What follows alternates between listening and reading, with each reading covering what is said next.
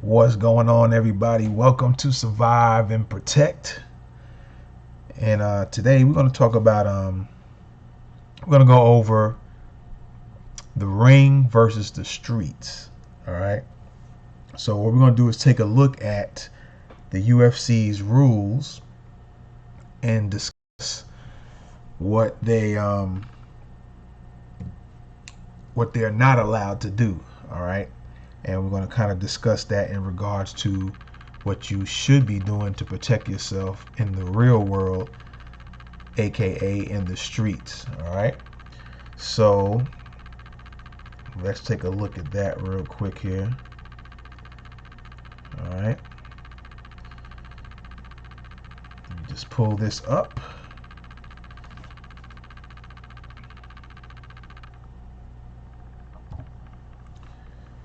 All right, so there's about 32, let me see here, maybe 35, somewhere around there. All right, just take a look at something real quick.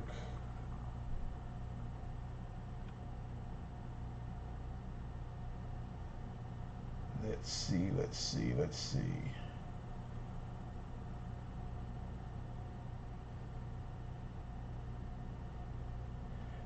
My apologies if there is some lag and some drag with the live stream here.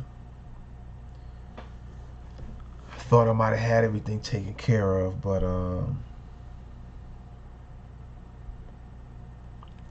let's see here.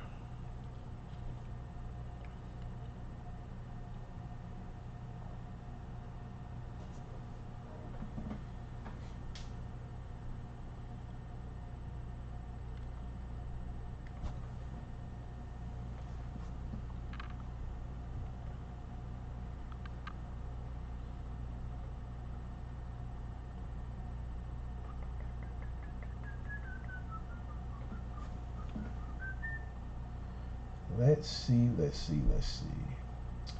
Well, let me see. I can't seem to get. Well, let's continue and go on anyway. And let's go over some of these, all of them actually, as quickly as possible with at least enough detail to it. All right. With at least enough details. Hold on.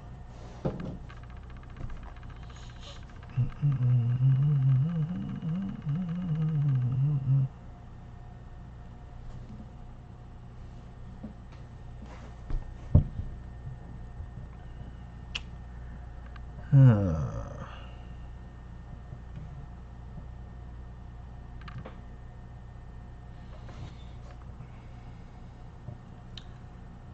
going to try this.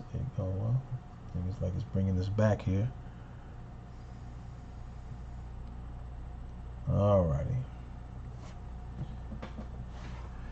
Alright, so we seem to be back online a little bit. Let me just make some brief little changes there. Let's see if we can get this a little bit better. Alright. And let's just see how things turn out here.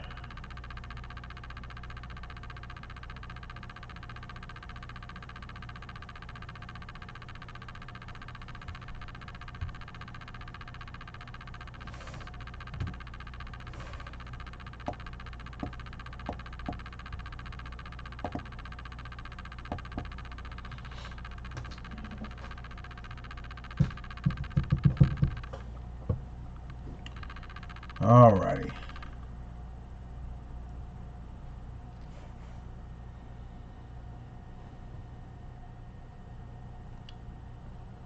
Alright, so let's try this out real quick here. Again, be a little delay. My apologies.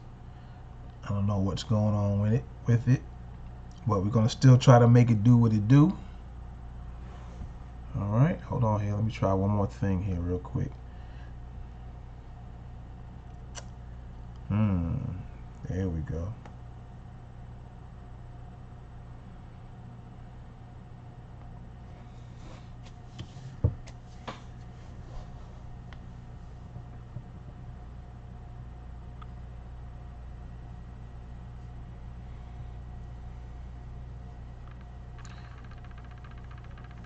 Stand by, ladies and gentlemen, stand by. Technical difficulties during the live stream, but we're going to get it together nonetheless.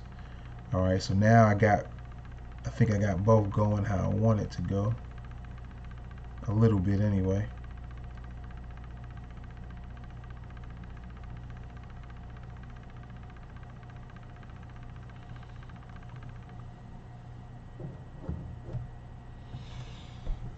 Okay. Let's see here.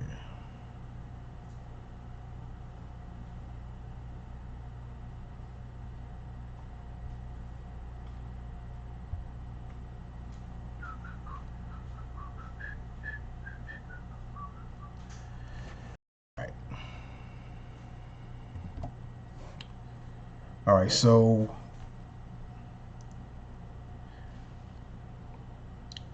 I looked up the UFC's list of files. They call it files. I say rules as far as what they're not allowed to do when they're fighting. All right. And let me see here. Just give me a second here.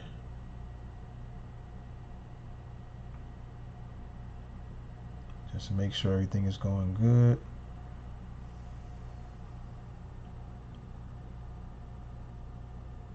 If not, from where I'm trying to look up, then we're just gonna, all right, there we go.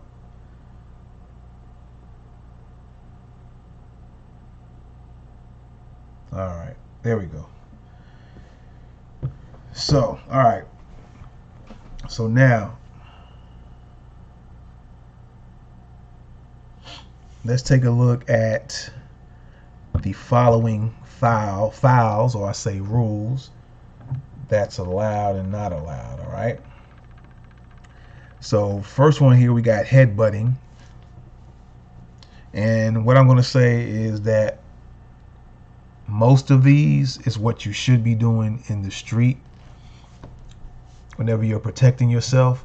These are things they don't allow in the UFC, but these are actually the things that you definitely need to be doing when you're out in the street, all right? When you're protecting yourself in real world attacks, okay? whenever you get a chance, these are the things you should be doing. So the first one here, they got headbutting, right? The second one, eye gouging. These are things you should be doing when you're protecting yourself, especially when your life is on the line. You should be doing these things. And some of these things you should be doing because honestly, you don't know what the intentions are of a person, whether they're wanting to attack you and finish you off permanently or not. You don't know. That's the whole thing. You don't know what their intentions are. All right. Thank you for that thumbs up. Somebody just gave a thumbs up. Appreciate it on Facebook. So headbutting is what you should be doing in the street. Eye gouging. Again, you don't know what's a person's intention, so you really don't know if they're planning on hurting you, to teach you a lesson, or to embarrass you.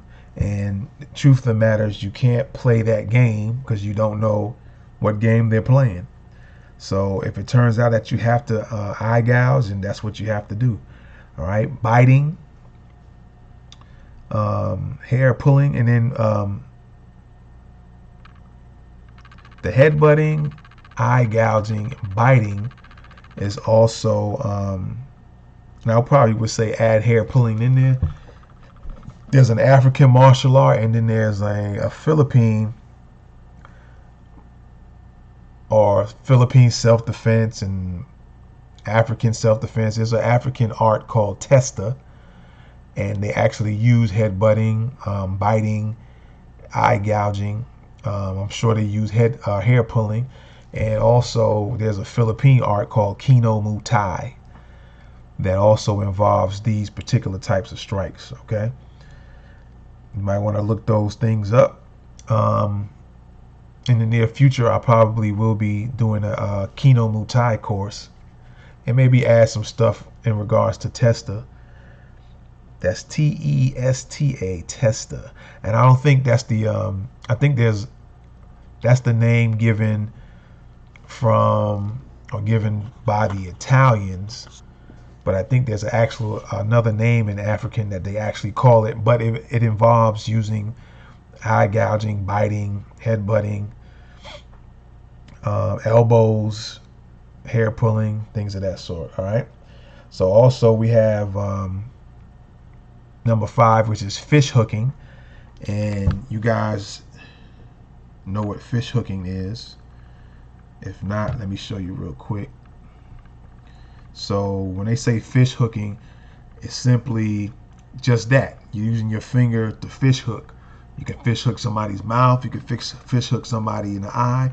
You can fish hook somebody's nose. You can fish hook their ears. If they have any cuts or bruises, and there's some deep cuts or bruises, you can take your fingers and dig in there and fish hook that. All right. That's what fish hooking pretty much is. All right. So let's get back. And what we got here, groin attacks, of course. There's different ways to attack the groin, different angles, different areas, things like that. Putting a finger into any orifice, I just mentioned that, or into any cut or laceration on an opponent. Goes back to fish hooking, all right? Or just simply trying to grab somebody has a bad cut on them or whatever to cause them more problems. You can grab that cut or that injury to do some more damage to them. All right. And then of course you have small joint manipulations like the fingers, all right, the toes, which is probably highly unlikely you're going to be able to grab somebody's toe and bend it in the opposite direction. But most of the time you'll be able to grab somebody's fingers or hand and manipulate those smaller joints. Let's see, striking to the spine or the back of the head. These are things that the UFC don't allow, but these are the things that you should be doing to protect yourself in the street. And so whenever you want to go back and remember, or you might have forgot after this video is done, what were the strikes and things that are not allowed in UFC, just go to just type in UFC Wikipedia, and then once it takes you to that page, just kind of scroll down till you see the word files, and you see the list right there. All right. So again, striking to the spine or the back of the head, striking downward using the point of the elbow. Let me just bring you guys back. The point of the elbow. All right. Striking in the back of the head, the neck, the back of the head, the base where the kind of the neck and your head start to meet, the back of your head, that area right there you can strike. Of course, the spine. It's hard to get the spine unless the person's probably down on the ground or kind of pinned up against something, whether they're standing up against a wall or they're laying down on the ground. You can probably get to the spine that way. All right. Let's see what we got here next. I told you striking downward using the point of the elbow. Okay. Throat strikes of any kind, including without limitation grabbing the trachea. You can grab the throat to try to crush it, strike it, the front, the sides, or the back. All right, clawing, pinching, or twisting the flesh. Now, I'm kind of on the fence about pinching and twisting the flesh when it comes to fighting. Some people, you might get away with it because their skin and their body's sensitive. Now, when I'm saying twisting the flesh, we can go back to groin attacks. You want to strike the groin and then grab the testicles, twist it, and try to pull it off the person. All right. Also, if you want to grab somebody's skin and try to twist it as much as you can, that can help. I don't want to throw nothing off the table. I want to kind of leave things on the table because it's to your advantage, but how far you might get with it, I don't know. All right, clawing. You want to claw a face. If you just clawing somebody to scratch them, I don't think that's going to do much damage to a person unless you clawing like maybe the eye. You actually take a finger or a nail, if you got nails, actually jab your nail into their eye, the actual eyeball. I would go with that as far as clawing. Also, if you grab the side of their head and you got your finger in their ear and you try to dig your nails or your finger as far into the hole of their ear and claw like that, okay, we can go that way. You can also go with, it kind of goes back to fish hooking. You can stick your finger in the nose and try to put as much as your finger way up there and try to rip off the nose, clawing that way. That might work. 13, grabbing the clavicle, right? 14, kicking the kidney with the heel, kidney strikes. You can also punch, elbow, use your knees, your feet, your heel to get to the kidneys. All right. Spiking an opponent to the canvas, or I would say the ground outside in the street, the concrete, spiking them on the head or neck. And that's going to be hard to do if you're in the beginning stages of an attack. You actually got to do some injury to the person to the point to where they're not able to really do too much to you or function. Then you could probably finish somebody off with spiking them or doing some type of sweep or trip to where they hit their head. All right, throw an opponent out of the ring, but of course we're not talking about the ring. If we're talking about in the street, of course you can just try to throw somebody up against a car, up against a fire hydrant, a tree, the curb. If you're able to pick a person up and slam them on the curb, if you're able to trip them on the curb, flip them on the curb, we use those as throwing. All right.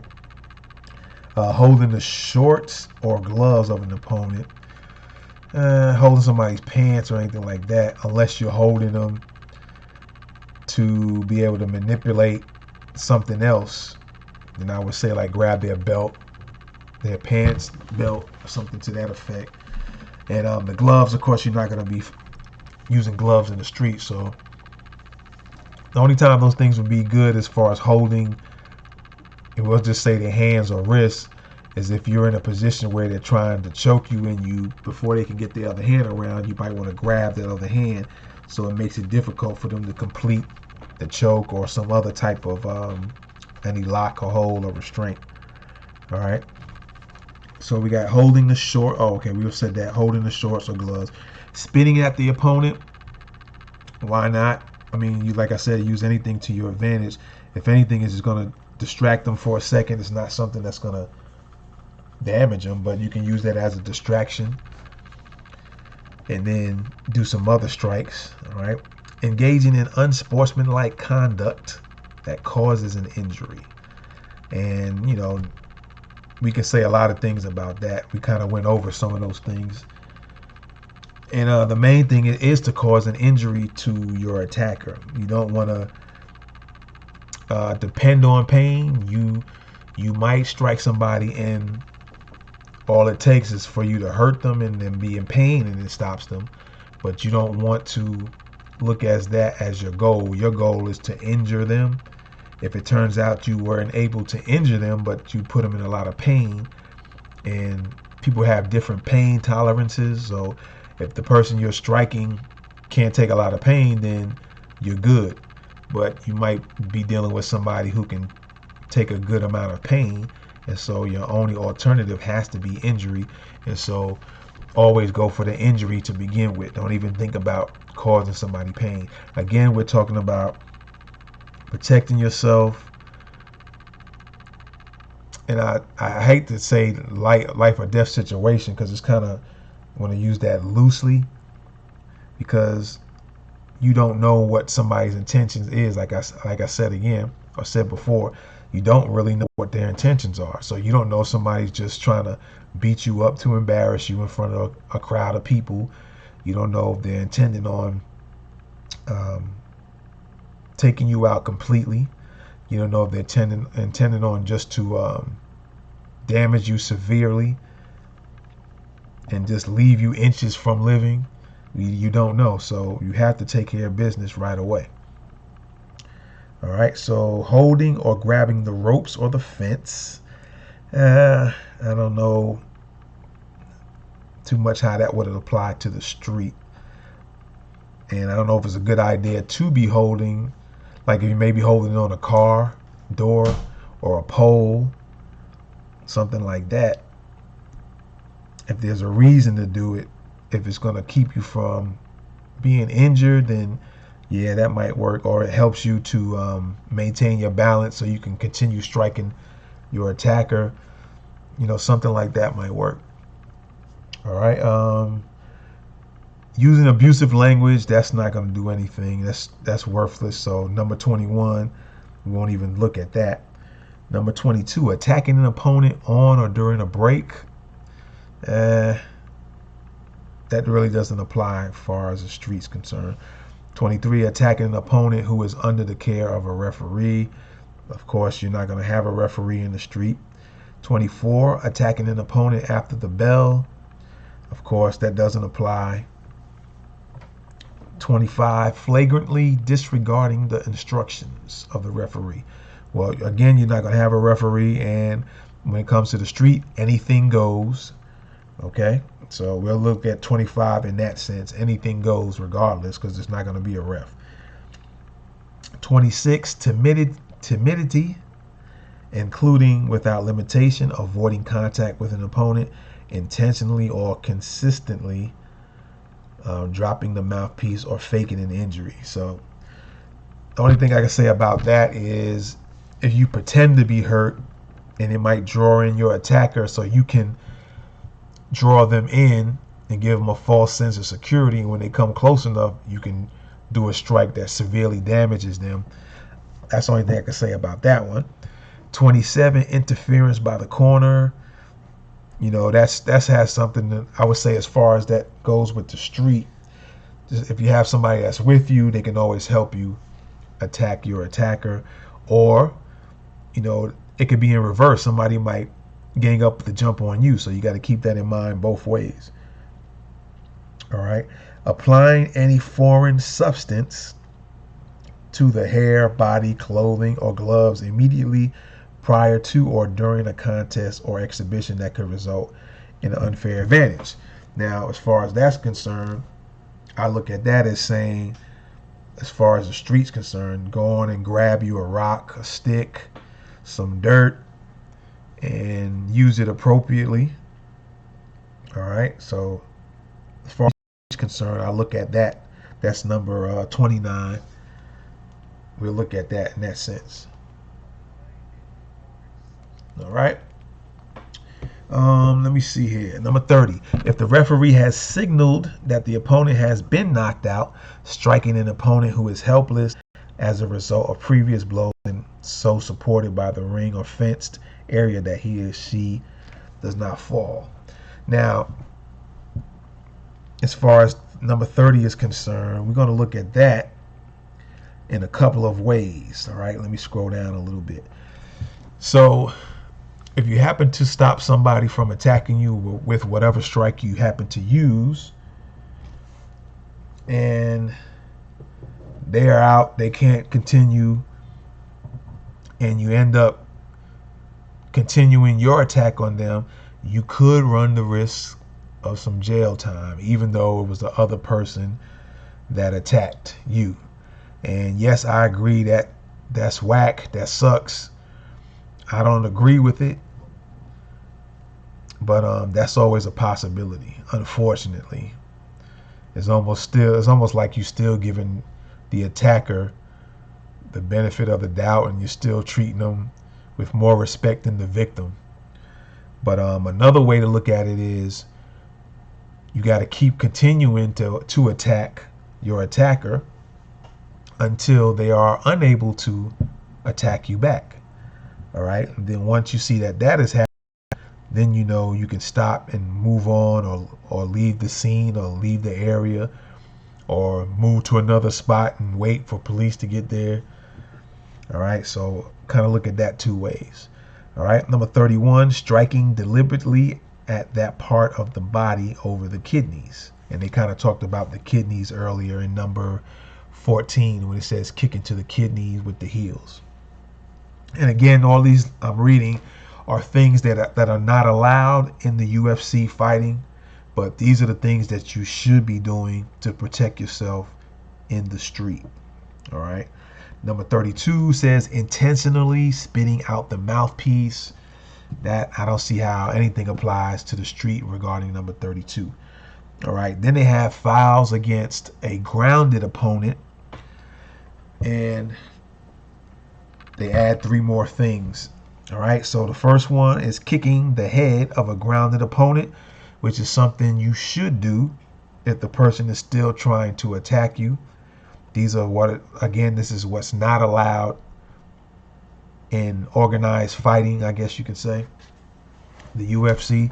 But these are things you should be doing. Kicking the head of a grounded opponent. If you happen to be fighting with a person and either they slipped on their own, or you flipped them or tripped them or whatever, and you have the opportunity to continue striking, and kicking them in the head is an option, then that's an option you should be looking at. All right. Kneeing the head of a grounded opponent. Again, if you're both on the ground and you're in position to where your closest weapon is your knee to the closest target, that attacker's head, then that's what you should start using to strike your attacker. All right. And of course, stomping a grounded opponent. Again, this is something you should do in the street. This is what is not allowed in the ring. All right. And let me see. I think that's it, but let me see something else here. If there's anything else here to add to it. So that's pretty much it. Let me see, 32, 33, 34. So I say 35 different rules. Just a few of them don't really apply at all. But most of them is what you should do to protect yourself in the street. Keep in mind, again, if you guys want to look at this list, just Google the letters UFC and then write Wikipedia after it, and this page should show up, and you can just go over the list, man, and then start practicing some of these strikes that you see that is not allowed in the ring but you should be doing in the street. Start practicing those, okay? And until you get better. And of course, until it gets to the point where you don't have to start remembering different strikes and things of that sort. All right. Okay, so I hope this has helped some people out.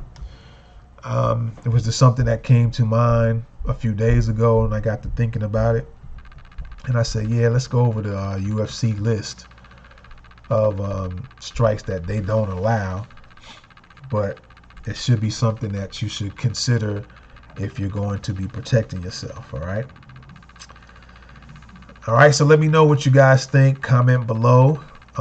Definitely share this video to people you think will definitely benefit from this. All right, whether something has happened to them in the past or hasn't happened to them, I think that it'll benefit them nonetheless. All right, nonetheless, I said lest. But anyway, thank you guys for coming in, checking it out. Again, be sure to share this video, go over it, make sure to Google that UFC and go over the list yourself, study it, do some practicing here and there, and I hope it helps you guys out. I hope you never have to get involved in anything in the street, but if you do, maybe these things will start coming to your mind if you happen to actually have to get into something physical, and maybe a few of these strikes spark you as you actually having to strike, and you do it and it helps you get away from the situation. All right, so with that being said, I appreciate you guys again. Survive and protect. I'm out. Peace.